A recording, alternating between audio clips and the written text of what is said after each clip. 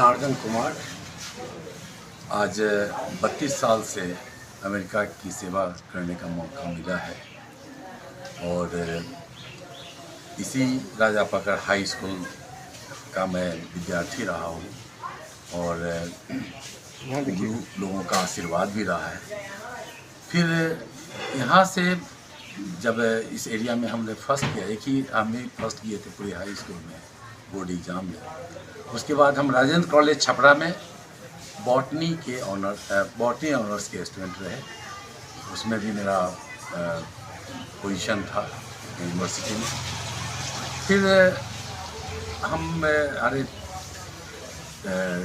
Mentor जो थे doctor Uday Narayan, जो राजेंद्र कॉलेज छपरा के बॉटनी के हेड थे, उनसे हमने ये सवाल पूछा कि सर बॉटनी और जियोलॉजी पढ़ करके मेरा फ्यूचर क्या है।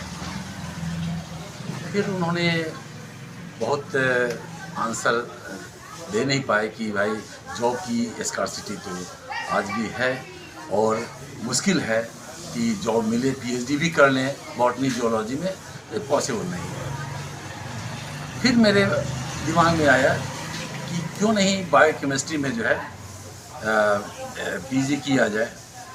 तो पूरे बिहार में हमने किसी यूनिवर्सिटी में देखा, किसी यूनिवर्सिटी में बायोकेमिस्ट्री में पीजी डिपार्टमेंट है ही नहीं और रिसर्च तो बहुत दूर की बात है। फिर हमें पता चला कि जो है इलाहाबाद यूनिवर्सिटी में है पीजी। तो हम यहाँ से लखनऊ गए और लखनऊ में हम एक प्रोफेसर थे डॉक्टर प्रसाद, उनके पास गए कि भाई हमारा बॉटनी में एडमिशन हो जाए। तो बिहार का इतना ख़राब इम्प्रेशन था मेरे डिग्री का कि उन्होंने कहा कि जिस ट्रेन से आए हो उसी ट्रेन से लौट जाओ। यहाँ बॉटनी क्या, तुमको बायोकेमिस्ट्री क्या, बॉटनी में एडमिशन नहीं हो पाएगा, जबकि मेरा यूनिवर्सिटी में पोजीशन था। बहुत हम अंदर से डिसहार्टन हो गए कि अब मेरा करियर कहाँ जाएगा। फिर हम इलाहाबाद यूनिवर्सिटी में ट्राई किए। इलाहाबाद यूनिवर्सिटी में मेरा एडमिशन हो गया बायोकेमिस्ट्री में और बायोकेमिस्ट्री में हमने मेहनत किया। फिर जो है वहाँ टॉप भी कर गए। टॉप करने के बाद जो है CSIR नेशनल टेस्ट होता था, एंट्रेंस टेस्ट, वो क्वालिफाई किए। उसके बाद हम CTRI लखनऊ से डॉक्टर CM गुप्ता के अंदर में PhD की डिग्री मिली, जो कि डॉक्टर HG खुराना जो नोबेल लॉरेट थे MIT में, उनके स्टूडेंट थे।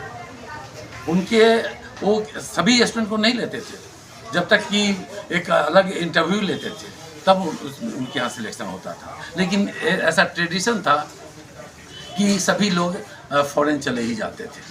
फिर उनके अंदर में हमने PhD किया।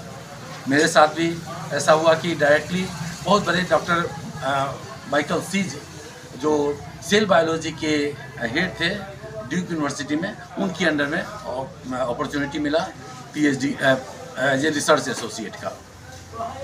वहाँ हमने सेल बायोलॉजी का तो ज्ञान था नहीं, क्योंकि उस समय तो श्योर शॉर्ट था कि जो है सेल बायोलॉजी में पीजी तो इंडिया में कहीं है ही नहीं। और बात इस है कि क्यों नहीं सेल बायोलॉजी डिपार्टमेंट हो पाया, जबकि सेल बायोलॉजी जो है डिपार्टमेंट जो है इसी में रिसर्च के डेवलपमेंट से medical science, modern medical science का, चाहे स्टेम सेल रिसर्च हो, चाहे कोई भी डिजीज का खोज हो, उसका जो ड्रग डेवलपमेंट हो, सेल बायोलॉजी के ज्ञान के बिना संभव है ही नहीं। अच्छे साइंटिस्ट बनने के लिए सेल बायोलॉजी का ज्ञान होना जरूरी है, चाहे ड्रग डेवलपमेंट के लिए भी सेल बायोलॉजी का ज्ञान जरूरी है। और ये सरप्राइजिंग है कि यहाँ पर इंडिया में सेल बायोलॉजी पे ज़्यादा नहीं दिया गया है। कुछ इंस्टीट्यूट